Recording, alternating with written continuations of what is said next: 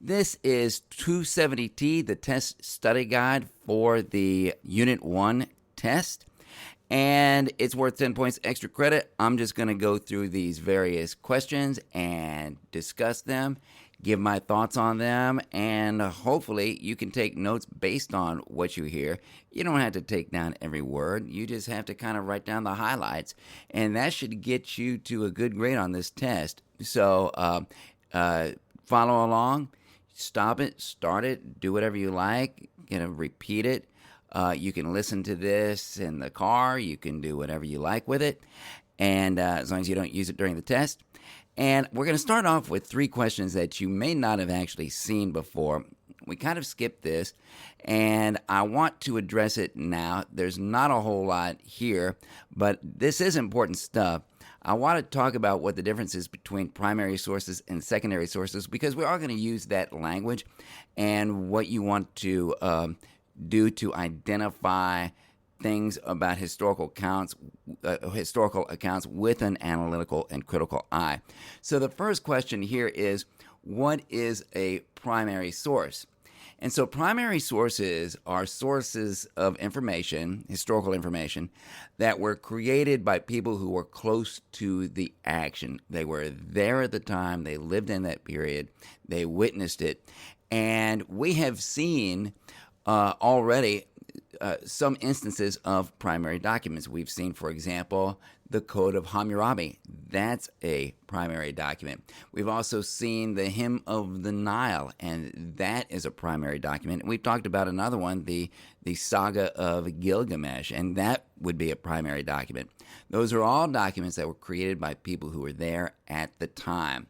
So some examples of primary sources would be things like diaries, personal letters, newspaper accounts, cartoons, posters, handbills, photographs, flyers, government documents. That's a very important source of primary sources. Hammurabi, the Code of Hammurabi, that's a government document. And that would include things like reports and data and arrest warrants and things like that. Also, artifacts, inventions, coins, arrowheads, pottery, those would be primary sources. And autobiographies, they're written by the people themselves. Can't get closer to the action than that. You're the actual person you're writing about. And so, what are some examples of secondary sources? Well, first of all, what is a secondary source as opposed to a primary source? A secondary source documents are documents that are created by people who came along later, who studied the primary sources, the primary documents, and then made historical arguments based upon what they found. And so that is a secondary source. Some examples: encyclopedias and historical books and biographies. If I write a biography about George Washington, that would be a secondary source if it came from me, because I'm not George Washington and I didn't live during George Washington's time. So that would be a secondary source. And now, if George Washington wrote it himself, that would be a primary source because he's the one who was there. And so this very last question here in this little section is, and this is, I'm also going to explain why this is so important for us today. What do you want to identify in historical accounts by reading with an analytical and critical eye? And what you want to identify is this word called bias. You want to identify bias. Bias is when an author makes historical arguments that are slanted to fit his or her personal views and opinions. Sometimes there's just a little bit of bias. Sometimes there is a lot of bias. And we want to be aware of it when we study history. And this can happen with primary sources and secondary sources. And this is kind of a red-hot political topic in the news right now, because there are many people who have very strong personal and political opinions about what you should and should not be learning about history. And the debate and the discourse on this issue is deliberately filled with all kinds of misinformation. And so that is why I wanted to retain these questions and be sure to cover them. And there'll be a couple of questions like that on the test. As long as you know this information, you're just fine. So let's get back to this Neolithic revolution. And the first question is, what was this Neolithic revolution? And the Neolithic revolution was a shift from hunting and gathering to producing food by farming and by livestock. In other words, agriculture. Before that, you had what we call the Paleolithic era, which lasted many thousands of years. And so the Paleolithic era was ended by the Neolithic revolution, which brought in the Neolithic era. So when did the Neolithic revolution actually happen? Nobody was taking notes, nobody was keeping records, but it happened somewhere between 8,000 and 10,000 years ago. And it was a very slow process, as you can imagine. So what led to this Neolithic revolution? And there were three factors that really kind of interacted with each other that you can kind of isolate and list. Number one, climate change, specifically to a warmer climate. Sounds like what we're going through today. Climate change made growing season for plants last longer.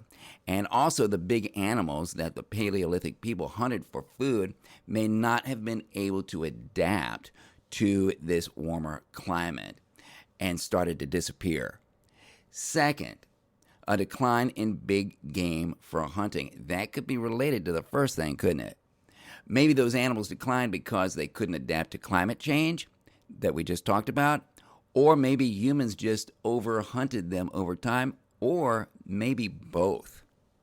Third thing, the availability of wild plants for domestication.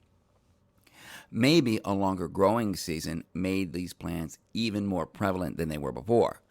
But at any rate, humans were already harvesting these plants that were simply growing naturally before they discovered how to plant seeds and deliberately grow these plants to feed themselves. So this idea of a food surplus. How did a surplus in food create different jobs, also known as specialization of labor? Keep in mind that when you're able to grow more food than your society needs, you now have the ability to feed people who are freed up to do things other than farming. They can be craftspeople and artists and merchants and priests and soldiers and servants, etc.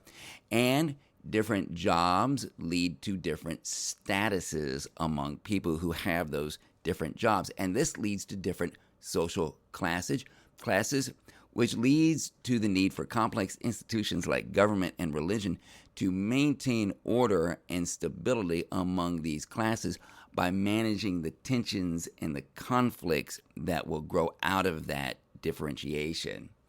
And so that answers that question, I hope, and we'll probably get back into that a little bit more too. Now, you might remember this chart, this SPECD chart. I can't remember what that stands for. Oh, yeah, social, political, economic, cultural, and demographic. And we used some notes to fill this chart. So we got two sides to this chart with these various categories down the middle. And on the left side, we've got Paleolithic. That means before the Neolithic Revolution, before farming. And then you have Neolithic, which means after farming was starting to be practiced. So let's just go left, right, and begin with social. And social, when you're talking about the Paleolithic era, before farming, social equality was the norm. Gender equality, equality between men and women, was common. But then you go over to the right, you go after the Neolithic Revolution into the Neolithic era, the New Stone era. Social classes, which we just talked about, created inequalities among people. You had certain people that were higher than others, people that were greater than others. Women lost equal status with men in particular. Women were more confined to the home. Men worked more outside the home. So you've got the emergence of different spheres that women operated in and different spheres that men operated in. So that's the social. On the political end, if you look to the left on that Paleolithic side, before farming, there were no formal governments. There were no law codes. There were no armies. There were no nations. There were no borders. You had leadership provided by tribal elders because they were the most experienced people. But on the right side over here, on the Neolithic side, once farming is discovered, the politics changes drastically. Now, because of that food surplus and all of those various different specializations of labor, now you've got complex governments. You've got monarchy, rule by one king. You've got patriarchal government. Important decisions are made by kings and priests and warriors. So, on to the economic. On the left side, on the Paleolithic era, before farming, trade was minimal or even non-existent. People only hunted and gathered what they could immediately eat. So no food surplus existed because you couldn't store much. There were no towns, no cities, so you're not living anywhere in particular in one spot. You're constantly on the move following the animals you hunt.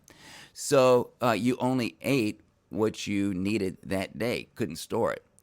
But now on the Neolithic side, on the economics, you've got trade developing between civilizations. Food surpluses that we just talked about, they allowed for specialization of labor. Now you have artists, now you have warriors, you have priests, you have farmers, and people can now store food to feed the people who do all those various jobs, since people are now settled in one place. The cultural side. In the Paleolithic era, before farming, I'm saying that over and over deliberately, people created things like cave paintings and simple statues of fertility goddesses and things like that, but organized religion did not exist, and people were either polytheistic or animistic. But once you get into the Neolithic era, the culture changes, because now you have things like organized religions with priests and holy books and rituals and ethical codes emerging. You've got arts like painting and sculpture and literature and poetry and architecture like pyramids and temples and palaces. They become important features of civilization. Demographics, which kind of is the study of data about the composition and movements of people. On the Paleolithic side, people just lived in small groups of 20 to 40. Larger groups couldn't be supported by the hunting and gathering in any particular place, so you didn't have large groups of people. People were nomadic, and so they followed animal migrations in order to provide for food for the group. But in the Neolithic era, some people, eventually the majority, began to live in villages and cities with large populations.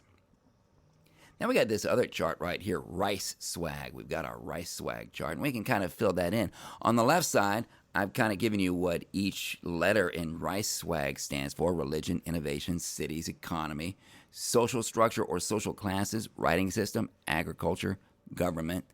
And then on the left side, I've got some space where you can write some concrete examples that could help you to kind of remember what that's all about.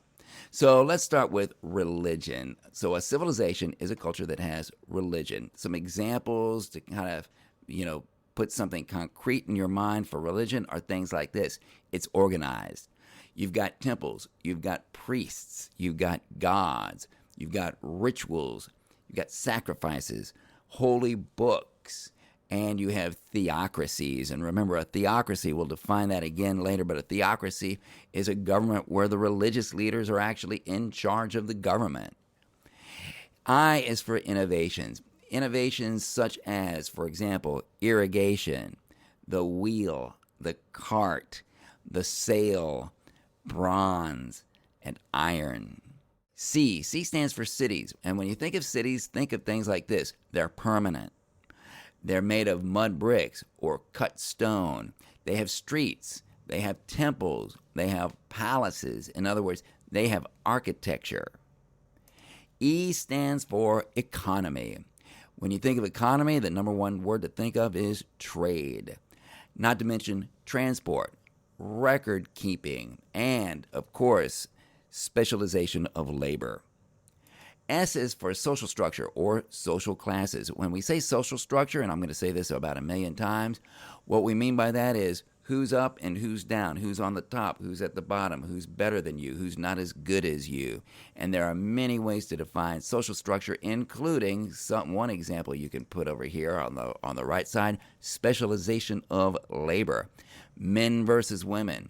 You also have different social strata such as kings, priests, warriors, craftsmen, merchants, farmers, peasants, slaves, etc. W stands for a writing system. For example, cuneiform from Mesopotamia, hieroglyphics in the Nile River Valley, characters in the Yellow River Valley, the phonetic alphabet that the Phoenicians developed. And you've also got, in addition to that, what are you going to do with all that writing? How about literature? How about record keeping, recording transactions in business, holy books, epic sagas? Now all of that is possible as well. And then A stands for the agriculture. Without this one, you don't have any of the others. Farming, domestication of animals, and irrigation. Some of these things belong in more than one category, like irrigation. That's an innovation, and it belongs to agriculture. And then finally, G stands for government. When you think of government, think of things like monarchies, taxes, law codes, theocracies. Speaking of law codes, here is some questions about Hammurabi's code. That was a very important primary document, as we just talked about. And so who was this Hammurabi person? He was a Mesopotamian. He was also the king of an empire in the region of Mesopotamia called the Babylonian Empire. That was not the first empire, but it was quite early. Hammurabi wrote the first form of written what? Well, the answer to that is a law code. It was harsh. It treated people differently based on their class. And the largest part of it concerned, interestingly enough, marriage and family law. So that must have been very important to the Mesopotamians. So what river valley civilization was Hammurabi's empire located in? And that would be Mesopotamia.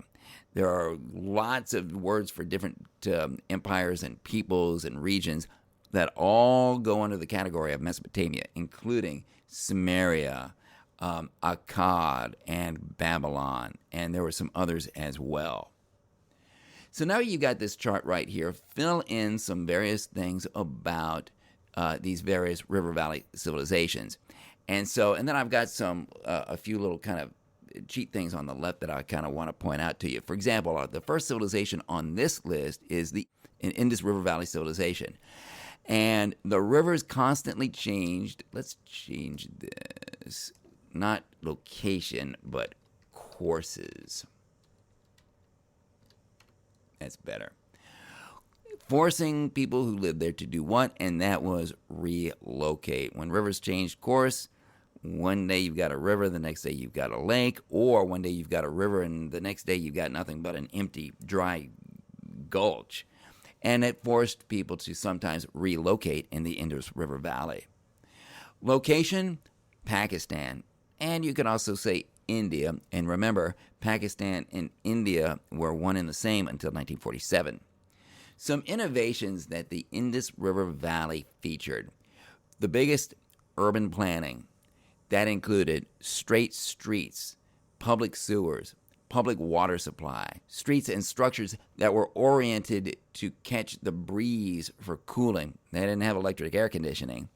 Not to mention something we all wear every day, cotton cloth. And so that's their innovations. Religion, it's really unknown. And that's because we can't read their writing. But later civilizations in India, in this same location, had Hinduism, and perhaps this religion stretches all the way back to the Indus River Valley civilization, and inherited some of its basic practices and beliefs from the Indus River Valley civilization. We just don't know. Type of government, again, unknown, because we can't read their writing. Later civilizations had monarchs and dynasties and empires, such as two that we'll study in depth, the Gupta and the Maurya. Perhaps these were influenced by the Indus River Valley civilizations. We just don't know. That takes us over to Mesopotamia. Big question. Who were the Sumerians? Well, we just talked about that a second ago. The Sumerians were a people in the region of Mesopotamia. What did the lack of resources in this area force people to do? It forced them to innovate. And it also forced them to trade, too. There's indications that they traded with the Indus River Valley civilization and with the Nile River civilization. And so what location is Mesopotamia located in? Where are these two rivers that, Mesopotamia means between the rivers? What are these two rivers? Where are they? We're talking about the Tigris and the Euphrates, and those two rivers run through the modern country of Iraq. Innovations. Well, what about the wheel and the cart and the chariot and the pottery wheel and the sundial and the sail, the use of bronze, cuneiform writing, fortified walls, ziggurats to use in their religious practices, astronomy, the first literature, including the Epic of Gilgamesh. Religion, keep in mind that Mesopotamia was the first one that we really identified in class as having a polytheistic religion. In other words, they believed in many, many gods. And these gods were also harsh. And the ziggurats that they built were used for worshiping those gods. Government. When you think of the government for Mesopotamia, think monarchy.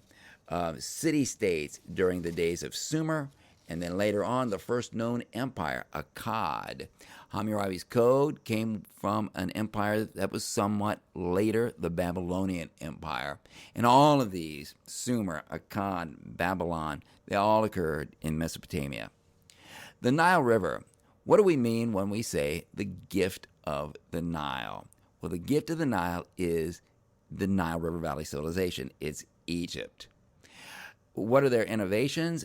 Things like, for example, hieroglyphics, papyrus, mummification, and pyramids.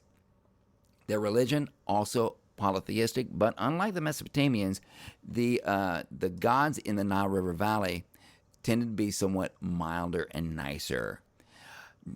Type of government, we talked about why too. Talked about government, monarchy, again, like in Mesopotamia. And they had what they called a pharaoh. That was the name. That was what their monarch was called. And he was a god king. And that meant the priests were very, very important because Egypt's government is not only a monarchy, but also a theocracy. And then finally, the Yellow River. We were briefly introduced to this particular civilization. We're going to explore it more thoroughly in the next unit. So this is just kind of an introduction. Where was the Yellow River Valley civilization? China. And some innovations that we're going to hear more about actually were, for example, the Great Wall, the Grand Canal. Their writing system was what we call characters. Confucianism, we're going to talk about that a little bit more in this very review, and Taoism, and a big textile that they developed was silk. Their religion, the big thing to identify with the Yellow River Valley civilization is ancestor worship. And their government, once again, monarchy.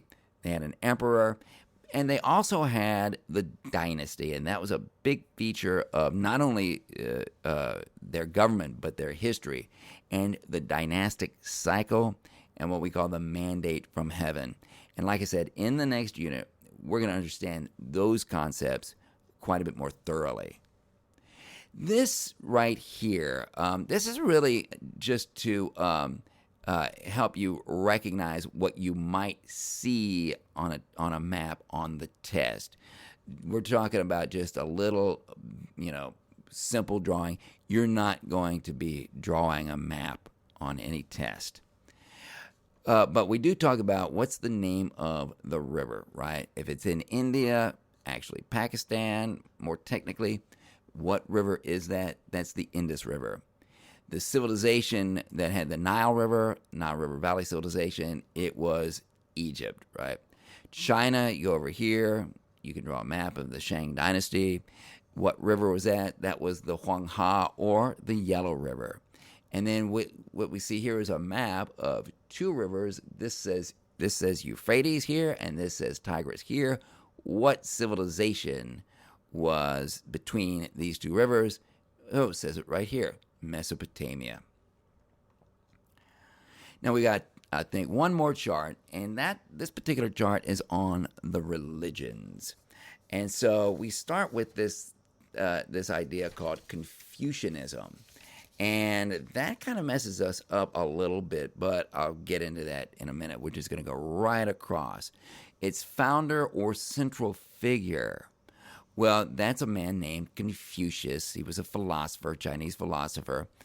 And ethical code or standard of behavior, the big word to look for, and we're going to define this soon, is this idea of filial piety, F-I-L-I-A-L, piety. And we're going to define that soon when we talk about Confucianism in more detail. Was it monotheistic or polytheistic? That's an interesting question, because Confucianism, it's not really a religion. It's more of a philosophy and more of a code of ethics. So it's really neither. It's neither monotheistic nor polytheistic.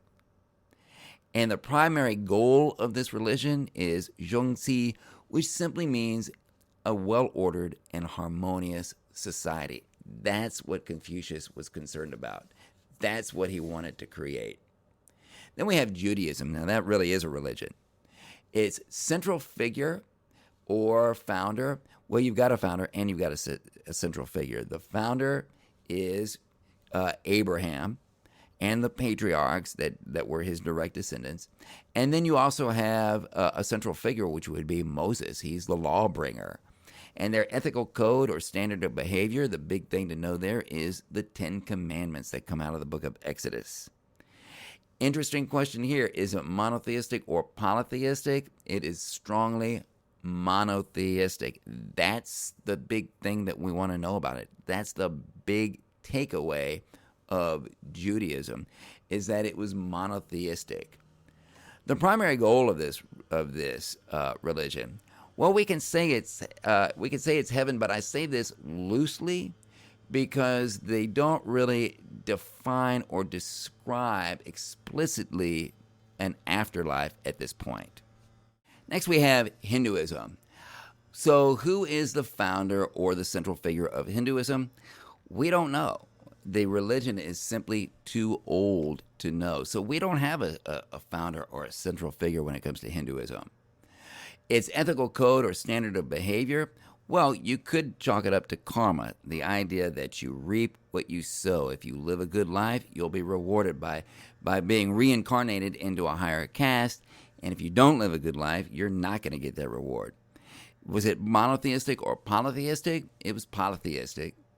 And what's the primary goal of this religion? It's a state called moksha, where you reach such a state of contentment and fulfillment that you don't need to go through that cycle of death and rebirth anymore. You've attained the highest state. And that leads us to Buddhism. Its founder or central figure is Siddhartha Gautama, or just called the Buddha. Its ethical code of behavior includes what we call the Eightfold Path. And you go on your journey down the Eightfold Path because you accept what's called the Four Noble Truths. And to sum up the Four Noble Truths, they basically say that people suffer because they have unfulfilled selfish desires. And if you can get rid of those unfulfilled selfish desires, you can attain, over here, what's on this far side, nirvana. That's the state you want to get to. And so once you accept the Four Noble Truths, the way to do that, the way to get from where you are now to nirvana, is to follow the Eightfold Path.